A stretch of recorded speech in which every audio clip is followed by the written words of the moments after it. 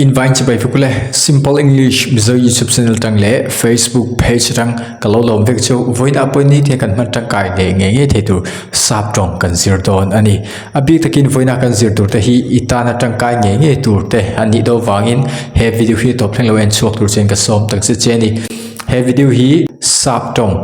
kan thiam na tura ma ni le ma ni chawna hin siam nan ti in C1 atang C songa na thleng video ka lo siam do na C1 atanga then thleng yen du ni chuan he ka YouTube channel hin omai lo en do nia ti chuan yen make line I soi chuak ani chuan in Sap Ṭawng kha a mai son le zol to ni ole tu chuan lo tan ngang a big takin voida hi chuan in Sap Ṭawng ni da ang khanin kan zir tlon par don lawa test ang dewin Sap Ṭawng I level kha kan test don ani okay to chuan in tan ngang I am looking blank a dog. I am looking blank a dog. Zia chunge ti chuanin he sentence in a saitum chu ui pakhat ka zong ti na ani abi takin Sap Ṭawng a hianin hemi sap thumal le preposition hi inzom fixed preposition antitina chungte chu a inzom ngal omni abitin usage antia sap ho anmani tongkal phum engwange anzom ti kha shilfia ngai na po mitam zo chon threbi lo ka kha anmani tongkal phum ni top mai ni chuwa chuanin hetiang hi kan thiam ngai voina hianin test angring hianin kan ti ho don ani ti chuan I level po kan threngal don ani all some do te nyang lo hlau so I am looking for a dog. I am looking for a dog. Zia chu ui ka hlau ui pakhat ka hlau ni lovin ui pakhat ka zong ti na ani ui pakhat ka zong ti na ani ta ni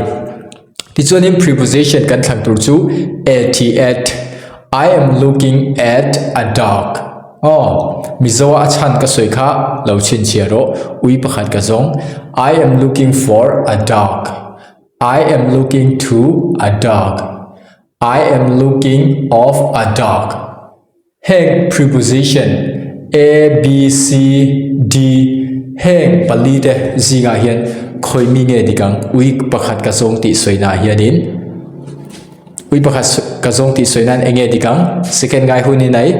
1 2 3 4 5 khoi mi nge nyang hai hi adikani B I am looking for a dog. I am looking for a dog. Zia chu ui pakhat ka zong ti na ani heta hianin hai thil ka zong ang chi te khatiang kan soina khanin hai hi kan mang thai ni looking for emo look for hi kan mang thai ani hrethiam thil ka zong soina khan entinan ka zong che ani chuan I am looking for you ti mai tur ani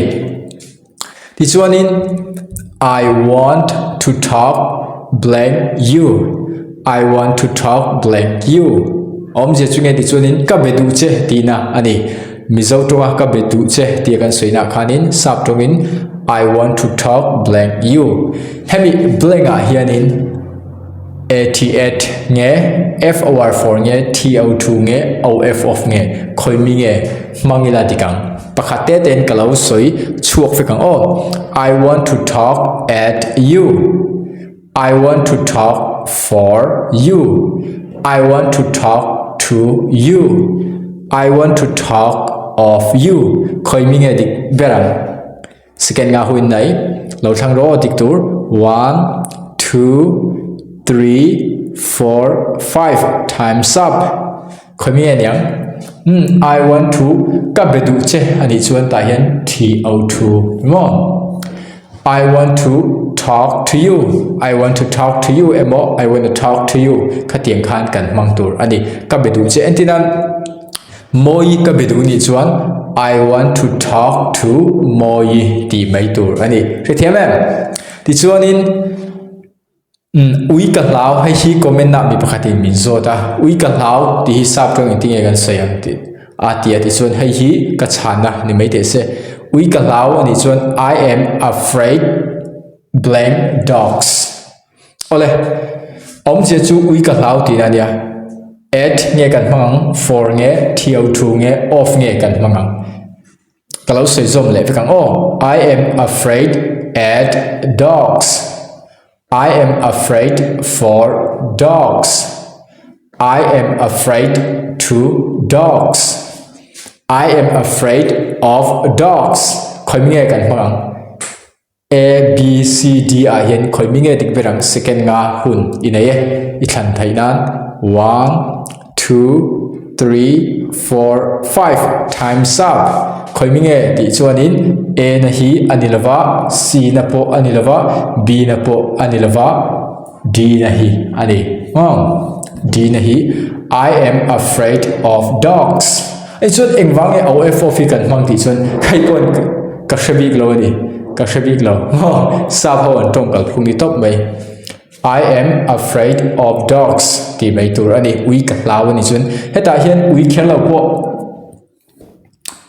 nangma thil hab ang chi te entina thla ka law ni chuan I am afraid of ghost ti mai tur ani te khan mo ani chuanin palina I listen blank music. I listen blank music. Chia chu music ka ngai tha remote ka ngai tha ti na ani mai ni. 8 nge kan mang 4 nge 2 nge of nge kan mang. Kalau cheer zom le ve kang I listen at music. I listen for music. I listen to music. I listen of music. He sentence in asoi tum chu music ka ngai tha remote ka ngai tha ti na ani ole A na tanga D na thenga hianin eng preposition nge helaya kan ta na tur mun hi lo tu diktak niang ti kha tu na hianin second nga khan nan hun inai ni 1 2 3 4 5 times up khoi mi nge niang F over 4 a dik lo OF of a dik M dik lo at a dik M dik lo TO2 ani listen to mo I listen to music chia chu music ka ngai tha ti na ani mai ni heta hian kan hria tur chu music I a hianin antinan Justin Bieber la ang chi te ni chuan I listen to Justin Bieber song emo zorema la ka ngai tha ani chuanin I listen to zorema song ti mai tur ni hrethiam em ole ui pakhat ka song ani chuan I am looking for a dog ani chuan ka bedu che ani chuan I want to talk to you ani chuan ui ka lao ani chuan I am afraid of dogs music ka ngai tha ni chuan I listen to music ti mai tur ani heng preposition te hi kan bai hat to pangai a hril fiana om chuang lo ni hei hi sa pho chuanin fixed preposition and dita a chia chu nge ti chuanin hemi verb le preposition ho hi verb ka ti chu attended to verb ponia attended to adjective te po ani ni heng te hi fixed preposition and ti chan chu an in kop tla ni then thang a thailo ani no chuwang chuan I am looking at a dog ani chuanin ui ka en ani dai tro ma se zong tia kan mang du chuan looking for hi kan mang ni nge hi phrasal verb mo hrethiam em chuwang chuanin heng te hi hriat thiam tumin achan zong du su chu ai chuanin by hat top ro listen to ang chi te afraid of talk to looking for ang chi te hi lo by hat top la ti chuanin sap tong ma ai mai son nge nge don ti helai tang hian ka tiam ngam che ani he video hi atop thenga ian chuawain kalom taksetani ti chuanin he video hi soi tong khanin lo ennon la lo practice non tur chen ka som takse cheni ole next video kan hule do nia ti chun ka video hi thai ti song ti ne chum mino share sak nge nge ro bye bye